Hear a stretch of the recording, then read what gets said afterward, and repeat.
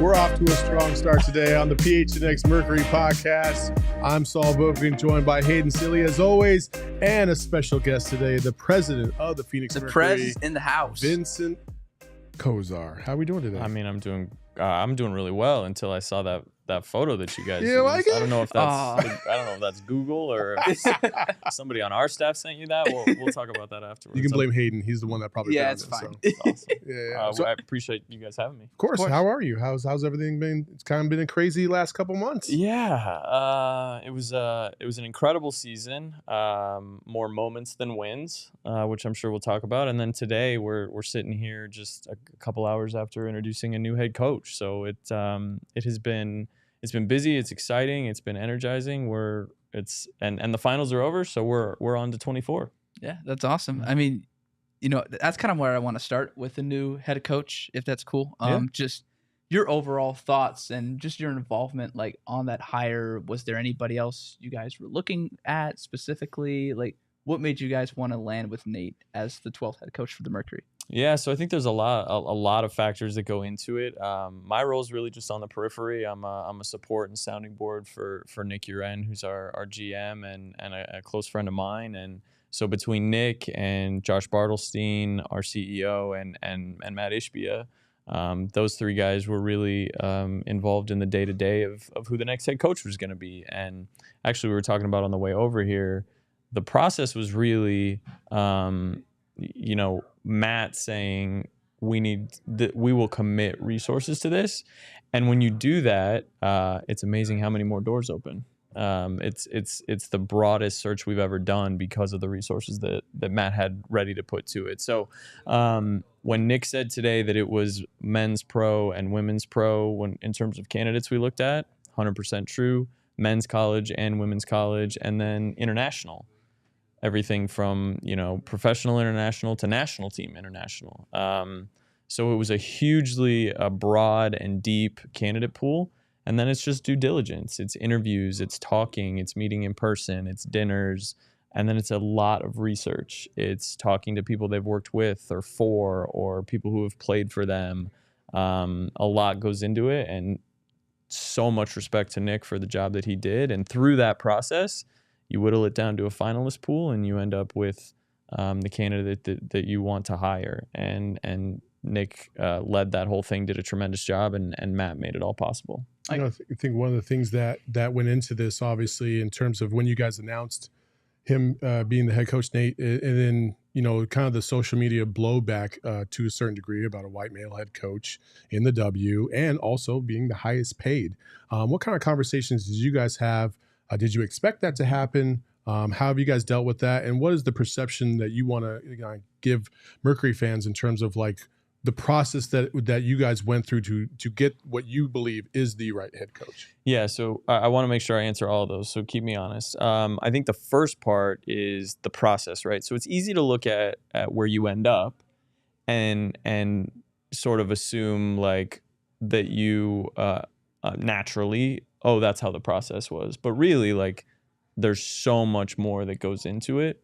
Like I said, it was a really deep pool. It was a really diverse pool. It was a really diverse finalist pool, because that's what our organization values. And I think anybody who's been around our organization, seen the work we do in the community, seen the composition of our business staff and our basketball staff, knows that that's what we value. But certainly, to your point, there is an element of it's natural for there to be some concern from people when they see that. And I think the concern isn't necessarily about who was hired, right? Because as a candidate, Nate is tremendous. And I think it's more about, was there opportunity given for more voices and more people and more faces? And I think that's perfectly legitimate. And I think one of the things that layers into it also is that the W is different than the NBA in the sense that the public doesn't have a laundry list of everyone we talk to. Yeah. And for NBA coaching searches, that's what happens, right? You see everyone who's had an interview. It's being leaked by the candidates, by agents, by people who want to be candidates. Now, that just doesn't really happen on the W side. So I think that's been a piece of it too. Folks went from not hearing anything about the search to seeing who we hired. And, you know, there's a lot of steps in between there that I think would, comfort's probably the wrong word, but give people sort of peace of mind about where we're at on that. But to your larger question, it's an important piece of this. Like, it is a league of women. It is a league of 75% Black women. It is a league of more openly out LGBT athletes than any other league in the world. And so that kind of visibility and representation is super important. And so what I would say is, you know, a head coach is just one person. We have an entire basketball staff to build out. We have an entire assistant coaching staff to build out. And then we also have a business staff that we think reflects that diversity as well. But how I would sort of sum it up is we know like who we are and what our values are. We also know that we're going to keep growing and we're going to keep adding people, and those values are going to take us to a place where the most diverse, the most experienced, and the best candidates are the ones that we're hiring. And when I say diverse, it's across the board, right? It's experience level, it's expertise. Of course, there's race and gender and things like that. So all of that's really important. For sure. Yeah. One thing I wanted to ask you personally, I mean, you had to go through basically an overhaul from ownership from Robert Sarver to Matt Ishbia, and we know how committed Matt Ishbia is to just winning basketball. From your perspective, like, how has it been to work with him and his vision? I mean, because he said multiple times, like, the Mercury and the Suns, like, he wants both of them sort of on the same platform. He doesn't want, you know, 1A and 1B. He wants them together. Just how has your experience been with Matt? I mean, he's our owner. He's the boss's boss. So there's only one way to answer that, of course. But at the same time, when he leaves a room, do you ever just be like, man, that's just a lot? He's so energetic. When he leaves a room, this is going to sound like, of course, you would say that about your boss. But when he leaves a room, you feel energized and you want to go, like, you would run through a wall for the guy, right? Gotcha. Because it's like, he has these super high expectations. He really cares about it. He knows how to build things at the highest level. Like, I don't have billions and billions of dollars, right? And we've been to the UWM campus a couple of times. Make sure you ask me about that. Yeah. So you know that when he says, what do you need? Like, what do you need to do this? What do you need? Is everything good? You know he's actually asking you, right? So that makes you feel like, okay, we can do anything we want to do. It doesn't have, and there's been kind of a process of adjustment of sort of reframing, like, we can invest in this thing. We can ask for things, right? And that's been pretty incredible. So when I first sat down and you were like, how has it been recently? I don't even know when recently is. It feels like every day since, you know, BG came home in December and, you know, the sale process was going on in January. In February, we announced Matt and, you know, the transition. In April, Josh got here. In May, the season started. And, you know, then we went through a coaching search as soon as the season ended. And in the middle of that, we hired a new GM, Nick Uren. So the whole thing has been a whirlwind. But to answer your actual question, it really is the opportunity of a lifetime to work for an owner like Matt. The first thing he and his brother Justin said when I met them when they came to Phoenix the first time was not, we love the Mercury, which they do, not, we love Diana, which they do. It was the opportunity for growth in the W right now is maybe bigger than any league in the whole world. Like, they were laser focused on like what it can become. And that's 100% what we're leaning into. That's what, you know, it's wild that you touched on, you know, it kind of like, not PTSD, but there is a form of that when you're trying to go through your processes on a day-to-day basis in a new way and having to break some of those old molds that existed. I can't even imagine that because, you know, like, again, you guys have been through it. You know, you've been around for like 19 years in this organization, and now it's a whole new year and trying to figure out, okay, wait, you mean to tell me I can do this? Like, that's not going to be a problem. Nobody's going to like lose their minds over it. That's a great point. You know, I think going back to Ishbia real quick though, like, I know that, listen, from day one, from the jump, you know, with the Kevin Durant trade, he wants to make a splash. He wants he wants the very best for his organization. When you guys are going through this process and interviewing candidates, how prevalent was that? Because, Nate Tibbets, on a large scale, not a lot of people know who he was. And he was in the NBA and now coming over to the W. How prevalent was that focus in terms of like, we need to get a big name? Or, was that just a percentage, but you needed to make sure that you nailed the hire first? Yeah, I think, again, Nick did a great job. Nick Uren did a great job with the search. And I wouldn't presume to speak for either him or Matt, but the overarching feeling was, get the person who helps build the program, who wants to be here, right? Isn't trying to leave somewhere, isn't looking around with, their hand in the air trying to see which way the wind blows. Find someone who wants to be here, wants to build this thing, and who knows how to get it to where we want to go in terms of winning. Okay. That was the focus. And again, that's what allowed it to be this really wide and really deep search. I think the big thing is, there's obviously going to be a process. We won 9 games last year. And there are factors in there, injuries and everything else. We won 9 games. It's going to be a process to get back where we want to be. But at the same time, Matt has been very clear, to your point, like, we don't do this like losing thing. We don't like, I don't know what we're not doing that. And we're certainly not choosing to do that. Yeah. That doesn't work.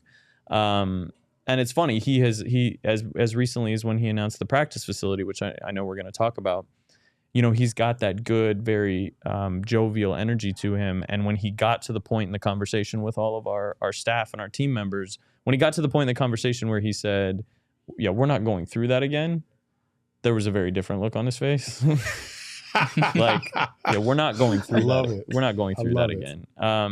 So he means it. Like, we're gonna win. Like, and you said, like, you were talking about that adaptation of like getting used to the new regime. Like, I think fans are too. Mm-hmm. Like, the second apron, the third apron on the Sun side, like, we're just there's no. He stands up and says, money will come. We're gonna spend. We're gonna invest. We're gonna win. And we'll worry about the money later. The money will come. Yeah. And he means it. Like, a lot of people can say that at their introductory press conference. Mm-hmm. Look at what he's done in the last 6 months. 1,000,000%. 7 months. It's so crazy too.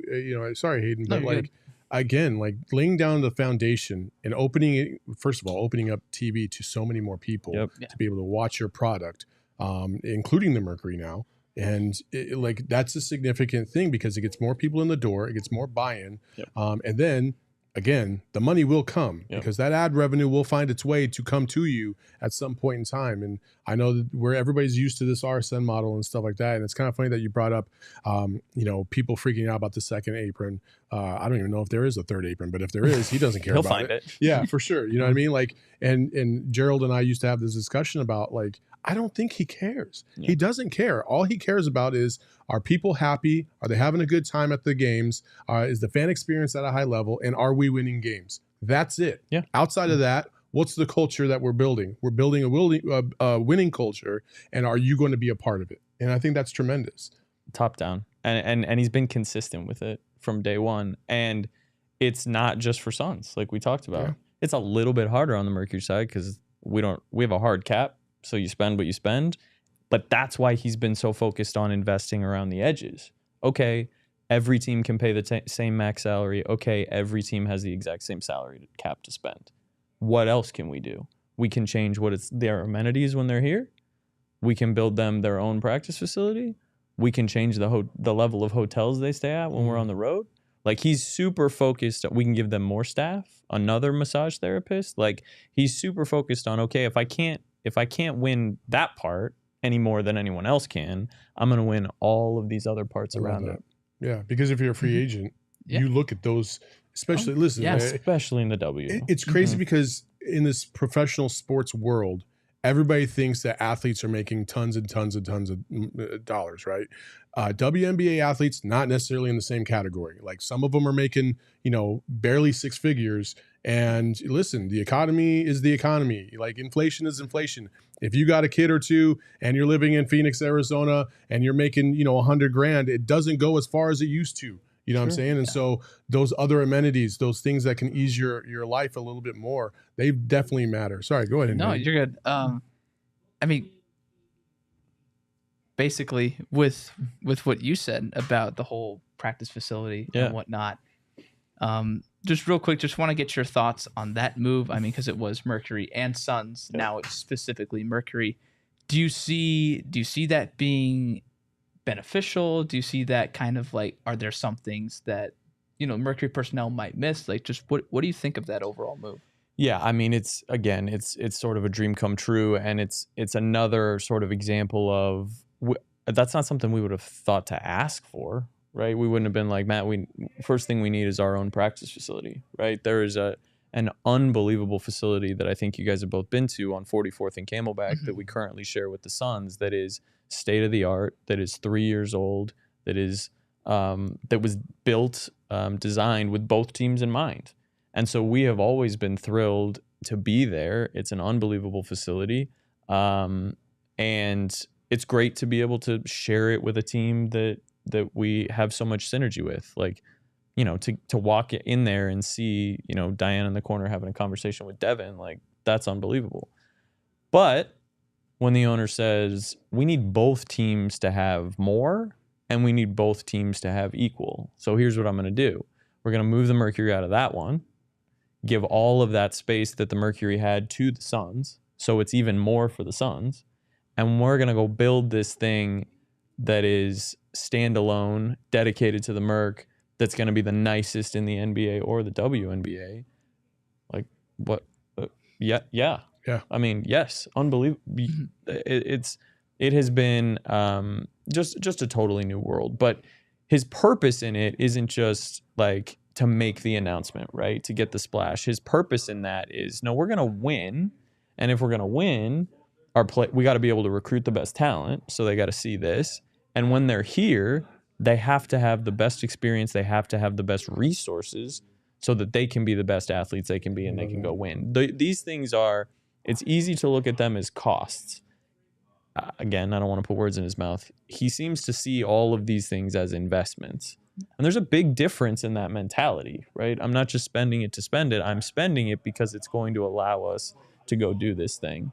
Mm-hmm. And I just love the fact that it's going to be connected to our offices. So then I get to walk over instead of having to drive up there. Yeah. I've heard some of the things that are going to be implemented in this thing, and it is pretty insane. And I will say this, I golfed with a couple people that work for the Suns last week in the production space, and they were telling me a little bit about the things that were going to be implemented, and I was just like, "Are you serious? Like, you guys are going to be taken care of at a high level." Yeah. Like, listen, we're talking about players, but the staff, the organization. I mean, everything feeds into this, right? Like, because the more motivated you are to go to work, the better you're probably going to perform at said job. That's just kind of 101. I mean. This will be the Matt Ishbia podcast, but it's like he said, we were just up at UWM, and the way he thinks about people, from I've also read his book, highly recommend, but he says we want to be able to recruit the best people, we want to coach them and train them while they're here, and we want to make their experience so good that they never want to leave. Yeah. That's what he says, and that's what he means. And so that's what the experience for team members over at our new headquarters is going to be like. So was it the putting green for you, or the cafeteria, or the court? The cafeteria, the court, the fitness facility, facility. You know what I mean? The whole 9 yards. Yeah, my guy Brock he's already jacked about it. He's like, oh man, I can cancel my EOS membership. Let's go. Get a lift, go back to my desk. Yeah. That's pretty awesome. It's unbelievable. So we're excited. Well, let's talk about some of the on the court things, and as we move forward into free agency and the draft. Obviously, let's start with the draft. Yeah. Hayden? Is there?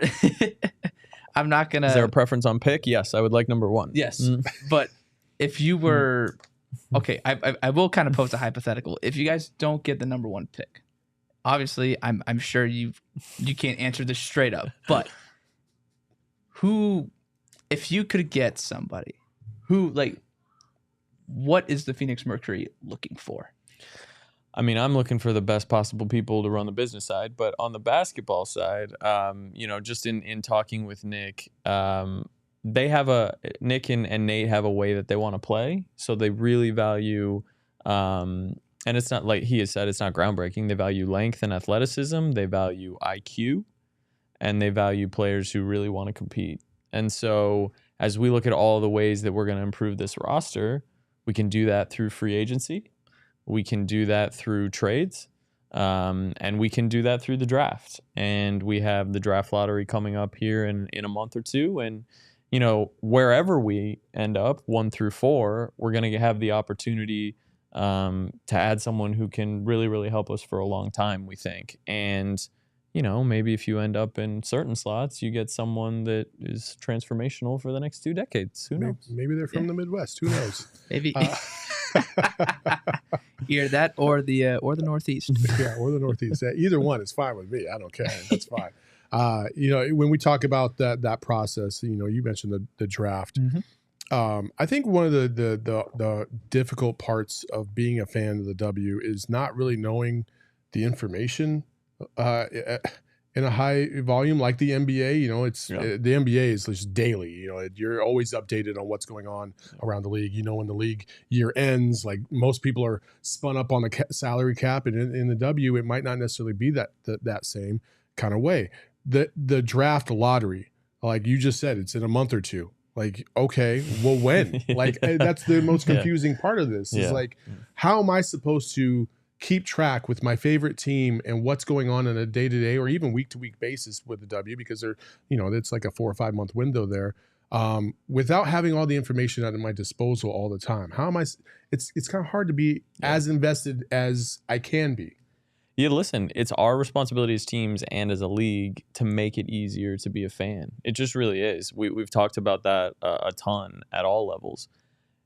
Part of that is the calendar, right? We're trying to set tentpole moments where this is always where the season starts, because it used to be that it was sliding back and forth, and trying to send tentpole moments where this is always where the season ends.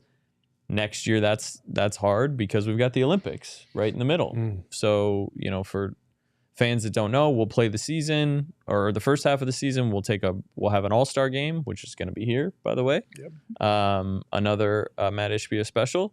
And then we'll take a break, a month-long break for the Olympics, so that the best women's players in the world can go play for Team USA. And then we'll come back and we'll play some more. But you make a good point. Like these moments, these tentpole moments are super important. And the education's important because we haven't been in the lottery for 10 years. Our fans don't remember any of that. We've got great fans. They remember all of it. But so we need dates. So, from what I'm hearing, it's late November, early December. It's going to be during the last few years. It's been during a premier college women's basketball game. And it'll be a big deal, and it could be a really transformational moment for all of us. Yeah. Right. So, I mean, so basically, Hayden, as soon as we get off the show, we gotta go look and find out when specific teams are playing in late November, early December. I'm like, oh, that's the one. I'll tell you after. Perfect.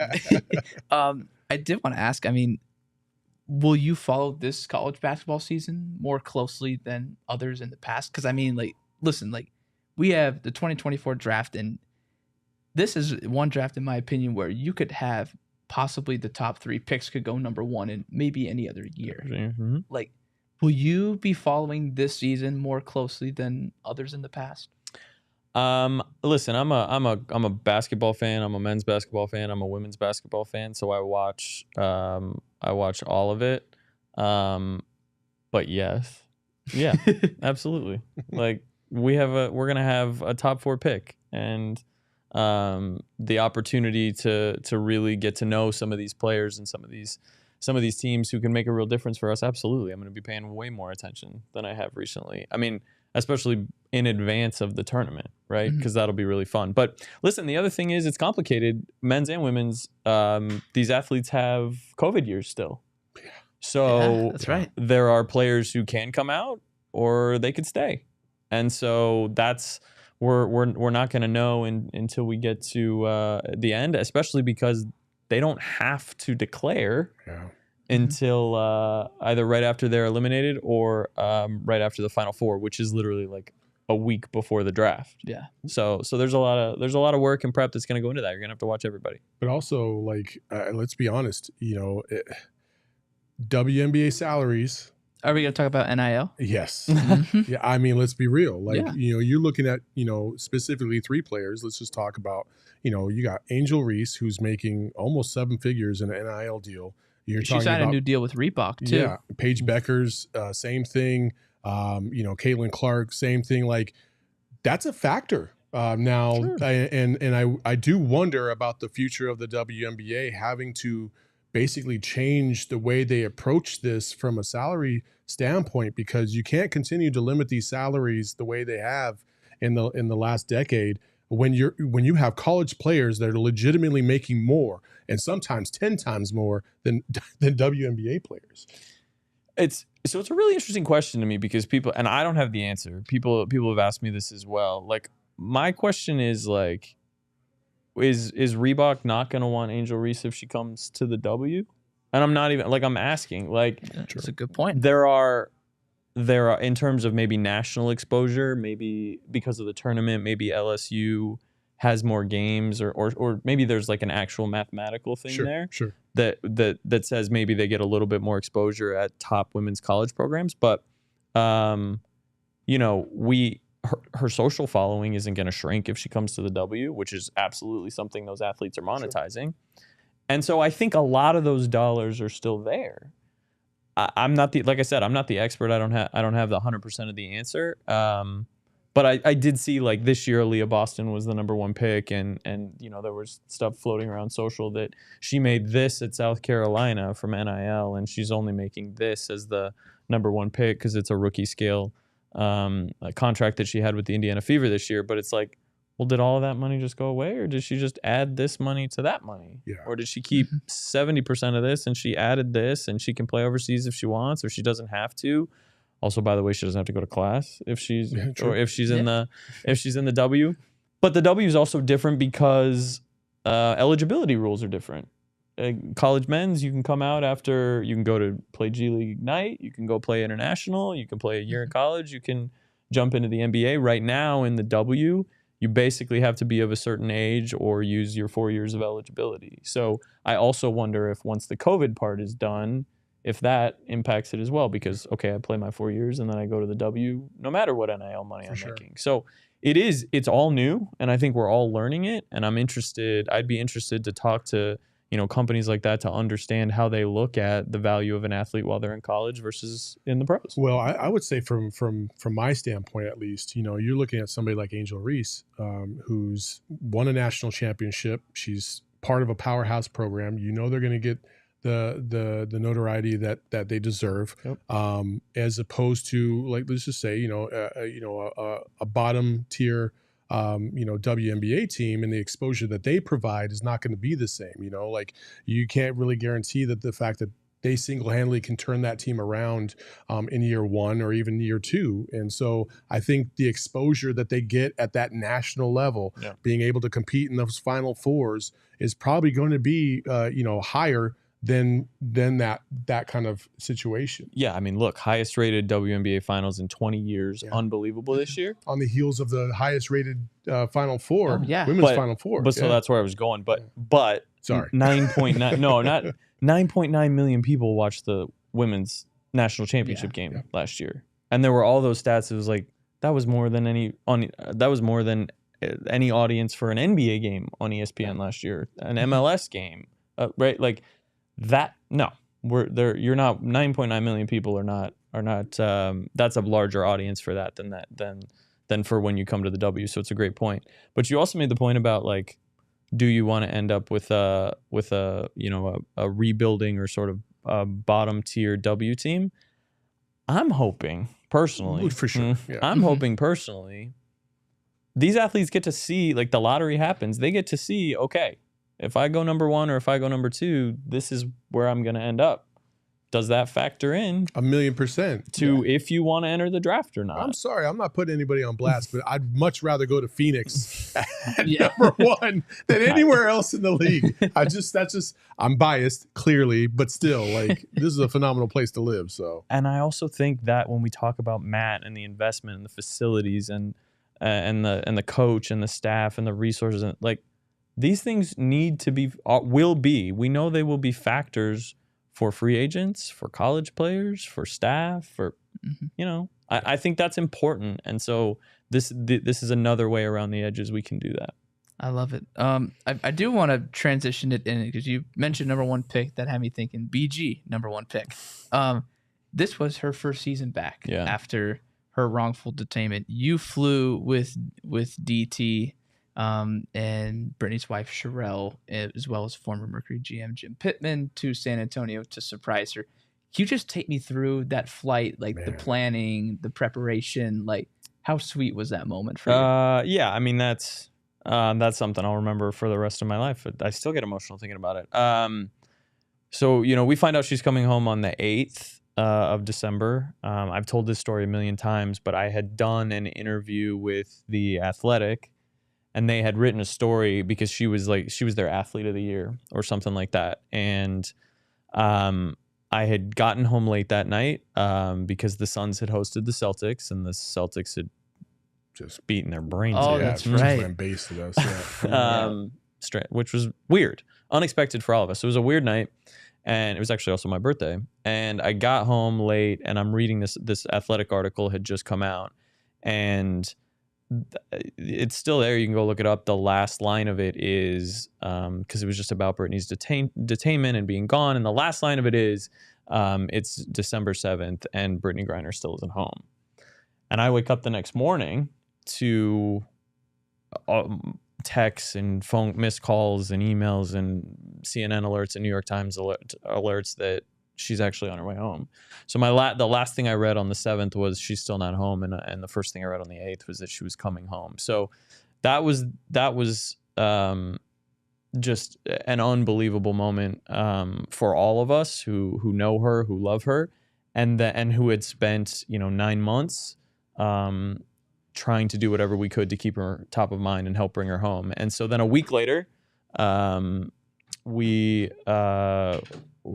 talking to her agent about, she's in San Antonio at the time, and we're talking to her agent about how she gets back to Phoenix, and Sam Garvin, one of the Suns owners, has volunteered his plane and said whenever, wherever you can have it, if she needs to come home. And so we set that up, and her agent, Lindsay Colas, who is the unsung hero of the whole thing, says, you guys should be on that plane. And I was like, well, Linz, yeah, we should, but I wasn't going to ask. Like, yes, absolutely. So D, myself, Jim, it was an early wake up call, because it was a turnaround trip. We got up, went to the airport, flew there, picked her up, walked out onto the tarmac, gave her a hug, got right back on the plane, and came home. We were home by 11 or noon. So it was a whirlwind. There were nerves, which was weird, because this is someone we've been so close with for so long. And I think one of the things that I'll always remember is, I'll always remember the bear hug I got from her, because she's just like, her arms are so long. But I'll also always remember that the flight home, there wasn't a single tear. It was just like unmitigated joy just to be back together, and to hear her talking and sharing stories, and she and D laughing together, because the two of them are just like, not appropriate for streaming content, but like unbelievably funny and inappropriate and amazing. So it was just like picking right up where we had left off. So it's not something we'll ever forget. I got you. Did you have any expectation that she would play this upcoming season? Because when you go through that for 10 months, like, that's got to take not only a mental toll, but a physical one too. I just told people all along, like, we'll support whatever she wants to do, but like, knowing her, and I had been able to exchange letters with her, all she was talking about was basketball, right? That was part of what was helping her, but that is also part of what had been taken away from her. Yeah. This thing that she loves to do, this thing that sustains her, this thing that's so important to her, had been taken away. So if I was, we would have supported whatever she wanted to do, but I just would have, and I told people at the time, like, I would have been shocked if she didn't want to play. Like, she wants to play. That's where she feels the best. When we look at, this is kind of like my last question, to be honest with you. Like, when we look at the entire season and then the X Factor and how, listen, all the way to the last second, they're there supporting their team. They love the Merc so much. Do we have anything special in store for this upcoming season? Some cool like events, or we always have those nights. Anything that you can bring to the attention of these people? I mean, look, we have everything in store for the X Factor. We have we won 9 games last year. 8 of them were at home. We go 9-31. 8 of those wins are at home. Those people make just a palpable difference. It's unbelievable. And second in the league in attendance. It came right down to the end. I thought we might win, but Vegas's last game was at T-Mobile instead of their building, so they had 17,000 Real quick, fans. how many years has it been? Like Phoenix has been 1 or 2 for, I feel like we've been so 1, 2, long. or 3 for the last decade, as long as I've been in this seat. And so we, to finish second in the league in attendance when you're, first in the upside down standings, is just a testament to what has been built here and how much these people love it and care about BG, but also like how well they understand basketball, like Diana's road to 10,000 and being there for that and that experience. And to your point, staying to the end, like very last game of the year, long eliminated from the playoffs. It's against Vegas, and we're down pretty badly at the end, but Suge Sutton winds up with the first triple-double in Mercury history in that game, and people stayed all the way to the end to see it. So it's just an unbelievable fan base. In terms of what we got coming, a new head coach, a better team, an improved team, free agents, maybe draft picks, and then the show that they've become used to with even more juice, because like you mentioned, the fan experience, that's Matt has 4 priorities, and the fan experience is one of them. And we're gonna make sure that if you come into that building, that you walk out thinking, man, that was a lot of fun. Yeah. Man, that was loud. Man, these people really love this team, because that's what the experience is like. How often will we see next season you screaming on the sidelines? Often. If a ref makes a bad call. It'll be often.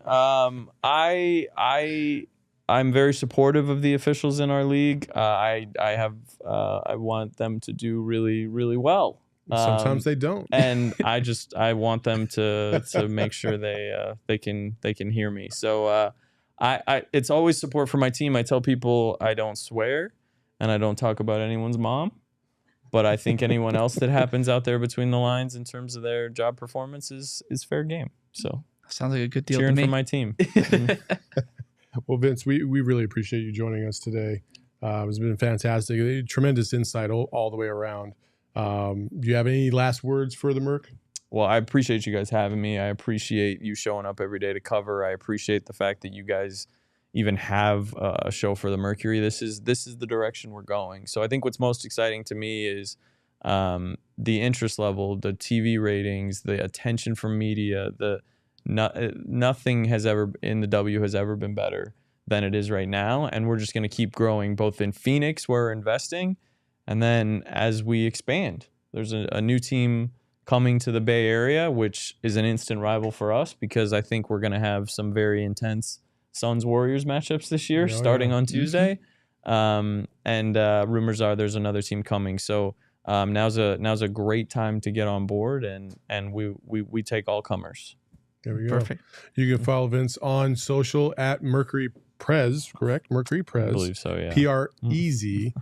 You can follow Hayden Silly at Hayden Silly on Twitter as well, or X. I don't know. Who cares what it's called? I've thought about changing it to just Silly for such a long just time. Silly. There you go. But I don't know. We'll see if they let me do that. Maybe I have to pay to change my name. Who knows? Maybe. And you can follow me on social as well at Saul_Bookman. You can follow the pod at PHNX_Mercury. Until next time, folks.